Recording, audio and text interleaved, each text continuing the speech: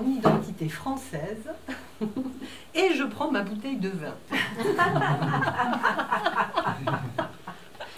Parce qu'il n'y a rien de mieux pour expliquer la conscience. Détendez-vous, mes amis. Non, je plaisante. Mais c'est pour symboliser un petit peu ce qu'est l'esprit-corps. L'esprit-corps, hein, c'est la même chose. Hein, l'esprit ou le corps ne font qu'un. Hein, tout ce que l'on pense s'inscrit en fait dans notre corps. Donc ça ne fait qu'un. Et quand on est un enfant, un bébé, l'esprit est ouvert, comme ce verre. Hein. À l'intérieur, un enfant, il est complètement perméable. Tout est ouvert. Dans ce que l'on est à l'intérieur ou ce qui est à l'extérieur, hein, ça fait un petit peu éponge. Il y a un mouvement, il y a une ouverture. Ça, c'est l'état de l'enfant, c'est l'état de la spontanéité et de l'ouverture du cœur. On ressent, on perçoit. Parce qu'il y a ouverture, tout simplement. C'est l'état naturel. Alors, qu'est-ce qui se passe en grandissant quand on commence à s'identifier à son corps? Quand on commence à s'identifier à son corps, ici, on a quoi? On a un programme génétique. Hein, ça nous lie au passé, ça nous lie aux parents. Il y a des mémoires inscrites en nous qui sont là, mais à partir du moment où on s'identifie au corps, tchouk, elles agissent. Elles peuvent agir. Et quand elles agissent, alors là c'est mon petit moment préféré, quand elles agissent, on commence à remplir ce que l'on vit en fait à l'extérieur, provient de l'intérieur. Tout ce que vous vivez dans la vie n'est pas le fruit et la faute d'autrui, ça vient de votre programme génétique. Ce n'est pas non plus votre faute, ça vient de toutes ces mémoires qui vont conditionner nos expériences, qui font que nos peurs, tout est électrique, donc tout ce que l'on rejette, tout ce que l'on veut vraiment, notre programme génétique, ça attire des choses dans nos vies. Hein. On a peur de quelque chose, en fait on l'attire. Ou on veut vraiment quelque chose, on va l'attirer aussi. C'est des schémas électriques, quelque part, tout fonctionne de manière électrique. Donc ce petit programme, il fait qu'on va vivre certaines choses. Et ainsi de suite, des expériences blessantes ou intéressantes, et on remplit notre verre. On remplit notre esprit d'identité. Je suis pas bien, je ne suis pas assez, je commence à avoir peur de ci, je commence à avoir peur de ça, je vais bientôt me noyer dans l'alcool. Alors, je ne conseille pas de devenir alcoolique, mais c'est ce qu'on fait. On commence à remplir notre esprit et notre verre. On commence à s'identifier à tout ce que l'on vit. Je m'arrête là. Parce qu'on commence à s'identifier. Et ça, en fin de compte, le verre est toujours quelque part ouvert et vide, hein, mais on ne voit plus que ça. On commence à ne percevoir de soi que ça. Je ne suis pas bien, je ne suis pas assez, je devrais faire plus. Hein. Donc tout ça prend énormément d'importance. Et on oublie qui l'on est. On oublie la petite lampe intérieure qui est déjà présente, qui est déjà en soi, qui est déjà parfaite, qui n'a aucun problème et qui n'a pas besoin de changer, qui doit juste s'écouter, se respecter et s'exprimer naturellement. Donc, qu'est-ce qu'on va faire avec ce petit verre rouge, avec le contenu, hein? Donc déjà, ce qui est très important de comprendre, et c'est pour ça qu'il y a deux choses sur le chemin spirituel qui sont vraiment essentielles, c'est de comprendre qui on est, qui suis-je. La connaissance de soi est primordiale, et l'intégration de soi ou du petit soi, de l'ego, est aussi primordiale. Parce qu'on revide le verre où on est dans l'acceptation totale. Hein. Ça, c'est la complétude. Complétude, hein. C'est la complétude. Alors, le problème sur les chemins spirituels, c'est qu'on est soit là, soit là. Alors, qu'est-ce que j'entends par là? C'est que soit... Ça, c'est le chemin quelque part féminin. Ce que je veux dire par féminin, c'est le féminin en toute personne, pas forcément en une femme, mais en un homme ou une femme. Le féminin, c'est l'ouverture, la réceptivité. Lorsqu'on est féminin, on est réceptif, ouvert, on ressent les choses. Donc souvent, si le féminin est plus fort que son masculin en soi, on avance dans la vie avec ouverture, avec claque aussi, parce que quand on est trop ouvert, on se perd un petit peu, mais on avance dans la vie ouvert et réceptif.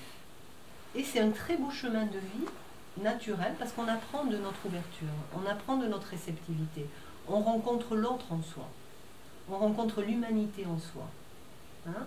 Donc on est là, on est ouvert au vin rouge, on est ouvert à la vie.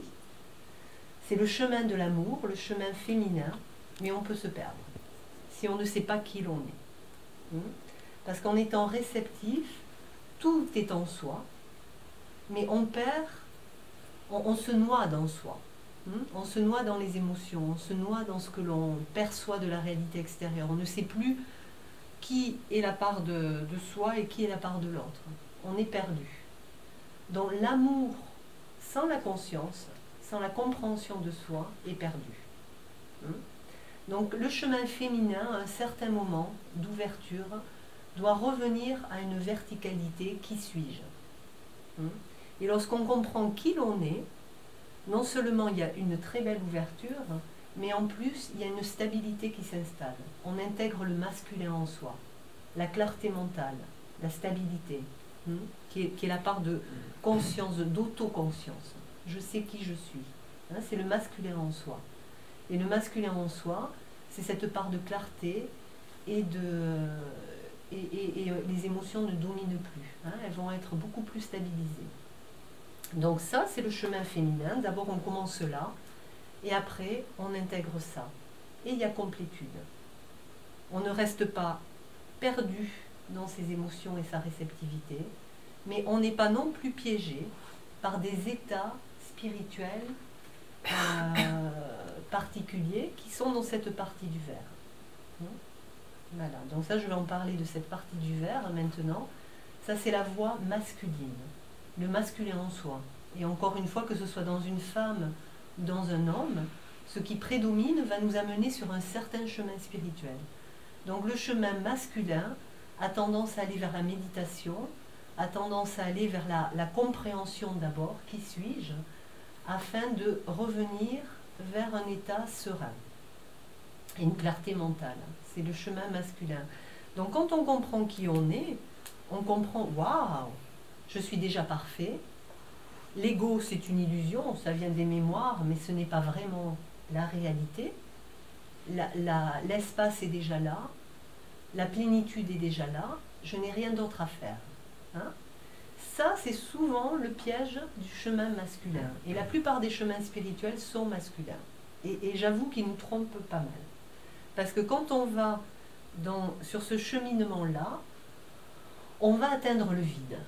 On va faire l'expérience du vide. On va faire l'expérience de la béatitude peut-être. On va vers des états d'extase. Mais en même temps, il y a attachement à ces états-là. On est attaché à l'essence, mais on n'est plus en contact avec la vie, avec l'existence. Donc ça, c'est le grand piège de la spiritualité, du chercheur spirituel. On va vers des états spirituels, mais on y est attaché. Et on identifie les états que l'on vit à la réalité. Là, la réalité apparaît plus divine que la totalité. Parce qu'on s'est un petit peu coupé de la vie, coupé des autres, coupé du monde, pour vivre sa béatitude intérieure. C'est très beau. Mais il manque une petite partie du verre. Il manque une petite partie de l'intégration de tous les aspects de l'ego. Et cette petite partie d'intégration, il est souvent plus dur, quand on est là, de redescendre vers ça. Il est plus facile, en fait, de venir de l'intégration de l'ego et comprendre qui on est. C'est en fait un chemin plus facile, parce que le plus lourd a été porté, que d'être là et de revenir à être ordinaire. Ce passage de quelque chose d'extraordinaire à l'ordinaire est le plus difficile à faire. Et pour cela, il faut vraiment revenir à qui suis-je. Et on voit que ce que l'on est a le même détachement par rapport à la paix ou par rapport à un état de tumulte intérieur. Ce que l'on est, c'est simplement un espace d'ouverture à tout ce qui est. C'est pour ça que je dis même les concepts spirituels, même le passé, même le futur. Juste, c'est un état d'ouverture et de détente par rapport à tout ce que l'on peut percevoir intérieurement.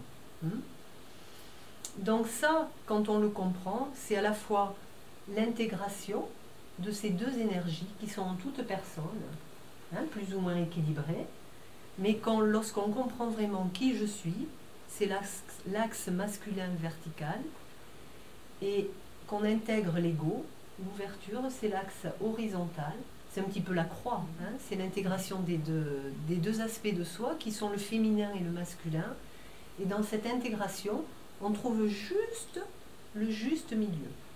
Et le cœur se trouve juste au centre de toute chose. Et ce centre, c'est simplement cette ouverture à tout ce qui est. Et la lumière intérieure, et le chaos intérieur. Ça n'a d'importance que pour l'ego, mais pas pour le soi. Le soi, c'est comme cette pièce, l'espace de cette pièce. Elle accueille absolument tout. Toutes les formes, toutes les couleurs. Il n'y a pas de jugement. L'espace n'a pas de jugement. Et être soi, c'est revenir à cet espace sans jugement, qui est autant ouvert à la beauté intérieure, l'essence, la pure conscience, qu'à l'existence, la vie. Et il faut être ouvert aux deux. Et ça, c'est la réalisation de soi dans son ensemble. Les deux. Alors, comment revider son verre de manière naturelle?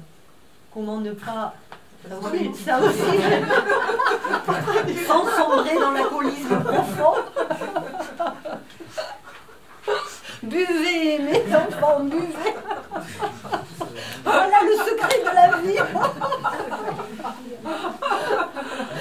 Non, sans devenir alcoolique, on peut tout simplement, comme on l'a fait tout à l'heure, revenir dans le corps est une porte merveilleuse. Le corps est une porte merveilleuse parce que nos mémoires, tout ce à quoi on s'est identifié est imprégné dans le corps.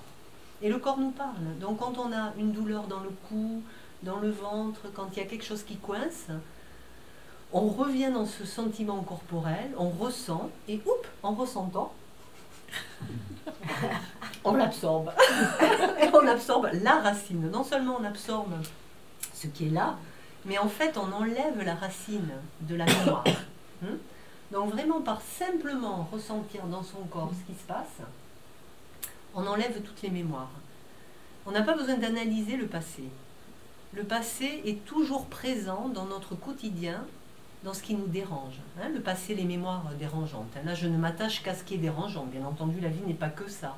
Mais pour savoir comment gérer notre ego, nos mémoires dérangeantes, le passé se manifeste toujours dans le présent, dans le corps, dans ce qui nous dérange.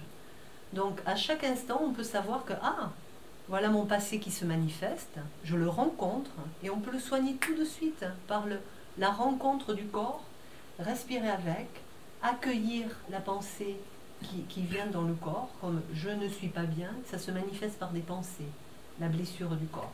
Je ne suis pas assez bien, je ne suis pas ceci, j'ai peur de ça, etc., etc. On rencontre ce petit nuage qui s'inscrit dans le corps tel qu'il est. C'est pas vrai, je ne suis pas bien. Mais on l'a cru tellement fort que ça reste coincé dans notre corps. Donc on le rencontre tel qu'il est, je ne suis pas bien, on respire avec, et ça part. Et on rencontre aussi la vérité. Je n'ai absolument aucun problème. Ça, c'est la vérité de soi.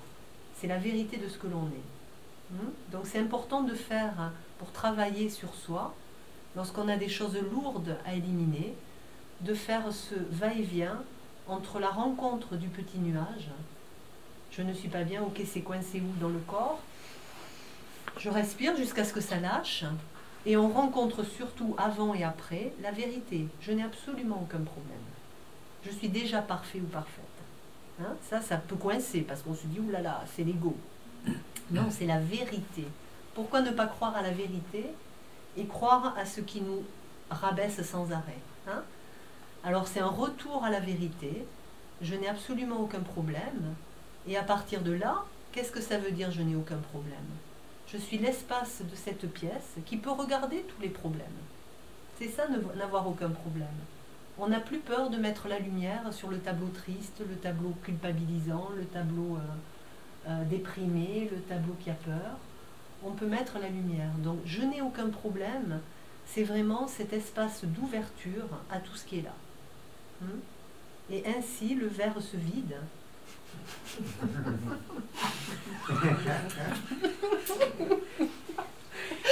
En Inde, elle fait ça, la même démonstration, avec un bocal, avec des poissons et de l'eau. T'en profites. En France, j'en profite. Mais en France, tu as l'esprit devant. En France, je m'unis à la conscience française. Je la ressens profondément en moi. Donc en fait, quand vraiment on accueille tout ça, eh ben, ça se revide. Et ça se revide, mais là, on est dans un vide réel. Parce qu'ici, c'est encore un vide qui n'est pas complètement complet. Il n'a pas accueilli les ombres. Et c'est là où on peut se tromper.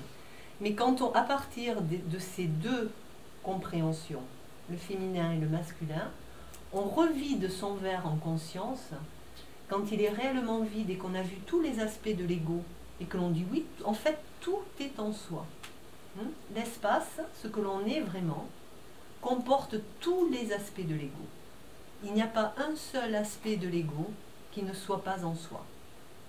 Donc ça permet d'éviter d'accuser les autres et d'avoir beaucoup de compassion parce que ce n'est pas l'autre qui ne va pas bien ou qui ne va pas bien. On a en soi absolument l'humanité entière, avec tous les aspects de l'humanité.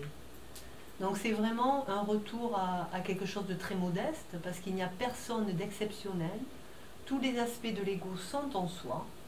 Simplement sont-ils actifs parce qu'on les prend au sérieux ou pas? C'est la seule différence. Donc arrêtons de les prendre au sérieux, continuons de les accueillir. Et là c'est vraiment le verre vide qui on peut boire, ça se revide automatiquement. Et très vite. On devient des alcooliques sains. Voilà, donc ça c'est ce que j'avais envie de partager avec vous.